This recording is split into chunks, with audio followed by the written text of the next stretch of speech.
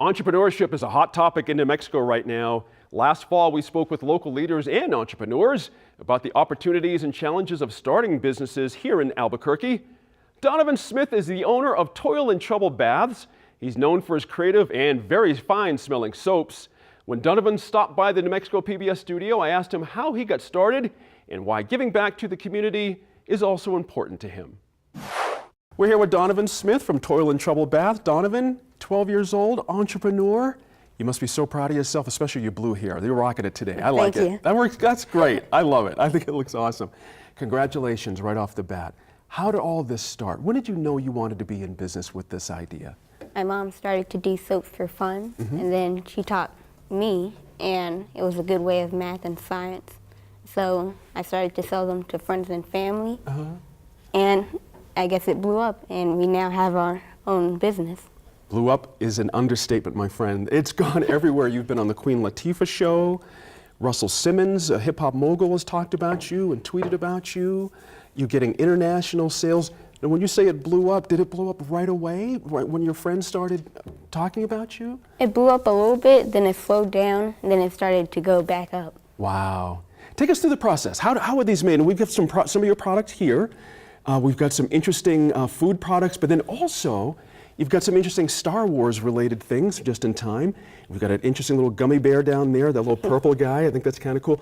But what's the process? Like, take us through that cupcake there right on top. How do you even make a mold and make all that? We pretty much pick out the best mold for it, and that's where my creativity comes in. Pick out the color I want and the fragrance. And it takes a lot of time. Right. And we have to wait, pour it in, wait, and then pour it back in. So it takes a lot of process. How long does it take to set up before you could break the mold out? Probably 30 minutes. Oh, really? That quick? Okay.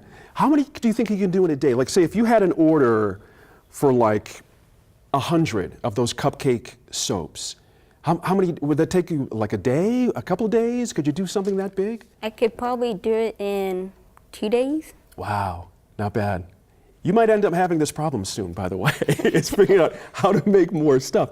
Take us through some of the products. What were some of the ideas for some of the products that you got up there? Start up top there. I love the Death Star right at the top middle there. Death Star. I'm starting to watch Star Wars and try to keep on track. And just when the new Star Wars movie is coming out, we decided to make bring back Darth Vader and the Stormtroopers from last year. Right. And add in a new addition to the family and the Death Star and the X-Wing. Oh, right, the X-Wing. Can't leave out the X-Wing. That's cool. Now, I saw you mentioned on the MSNBC show, I got a chance to watch the tape of that you have a unique fragrance for Darth Vader because you don't necessarily associate Darth Vader with feeling clean and feeling, like positive. How does one decide? How do you decide what is going to smell like what? Like, how do you decide what the corn's going to smell like versus the cupcake versus Darth Vader? Who comes up with those decisions? Well, I usually do, and we try to make it like a fun scent that people will get used to and really like. Yeah. And the Darth Vader, I don't know, it's just fun. Yeah. Now you've had a booth at the Rail Yards. This is where you first gained your notoriety at the downtown Rail Yard Market. What was the feedback like when people got to actually see and pick it up and smell? When you started selling stuff immediately, did it just work out when people were there? Yeah. And they were really surprised that it was actual soap. Like, they pick it up and they think it's food. And others will be like proud, and they really like what I'm doing. Right. I'm so curious. Can I smell that Darth Vader? Can I smell that guy? I heard this. I'd wash with that. I'd rub Darth Vader's head all over my body for that. That's not so bad. I like it. I like it. You have another event coming up actually at the December 13th. And now you're bigger. Now more people know about you. Yeah. Are you expecting like a huge crowd now? You might be the hit of the whole thing. And they've been waiting for me to come back and open the Etsy shop again. Right. And now I have new soaps, so I think they'll be more excited. How's Etsy working out, by the way? You mentioned Etsy. That's a good way for people to find you. It's going a little slow. Yeah, that's okay. It'll build. But people are still excited about it. Yeah.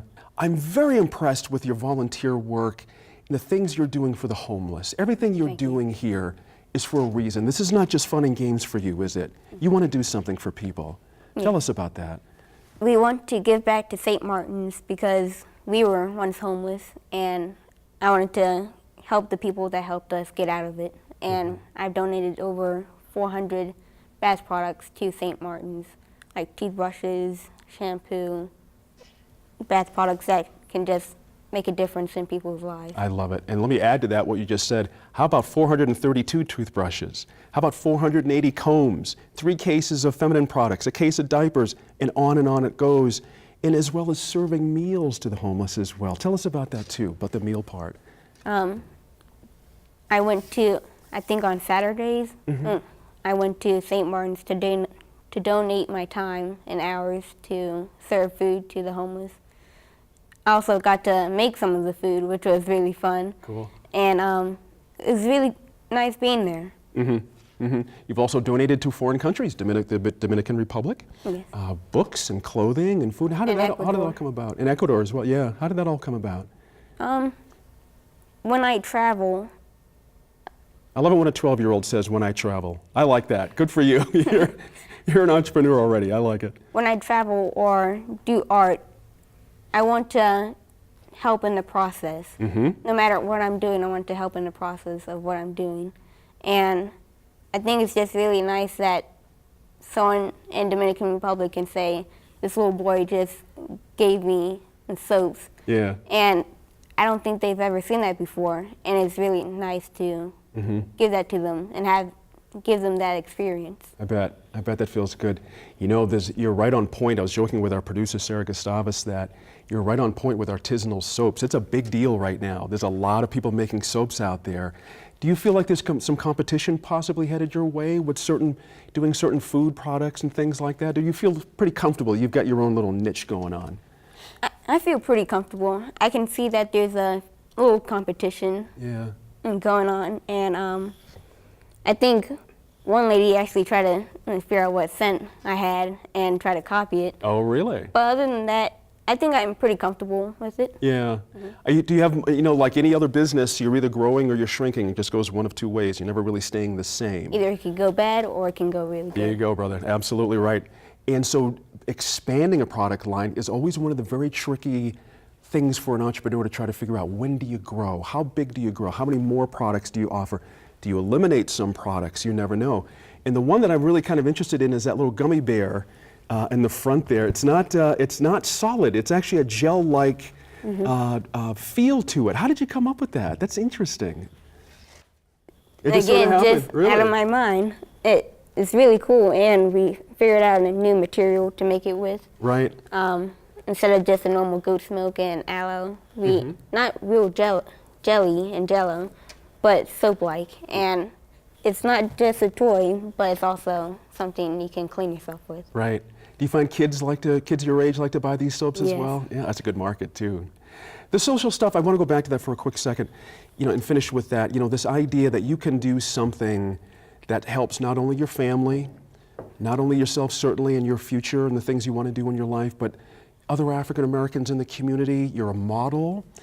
You really are something that we talk about here in Albuquerque. This young man that everybody knows about that's at the rail yard market. You really are encouraging a lot of people out there just by doing, right? Just by being who you are, you're encouraging a whole lot of people. That's what makes it cool. Like Yeah. I'm inspiring people just by doing what I love. Do you get feedback that way, that people have been inspired? Yes, like someone from Russia just said that they told their son that told them what I was doing. It was really cool. How did you feel about that? That's great. Felt like warm inside because people are sharing my story in other countries, and it's just really cool. Yeah. I think you're going to have a big problem. I think you're going to have to come up with a lot more product and a lot more stuff because you're going to get big, my friend. You're really going to get big. Donovan, thank you so much. Keep on working hard, yeah? Thank you. I'm Gene Grant. Thanks for joining us this week for New Mexico in Focus. And as always, we appreciate your time and effort to stay informed and engaged. We'll see you next week in Focus.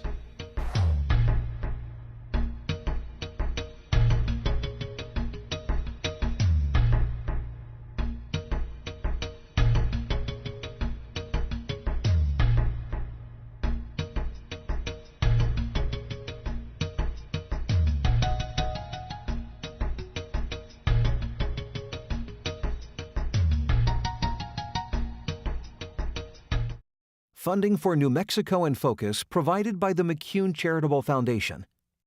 And the Nalita E. Walker Fund for KNME TV, the KNME TV Endowment Fund.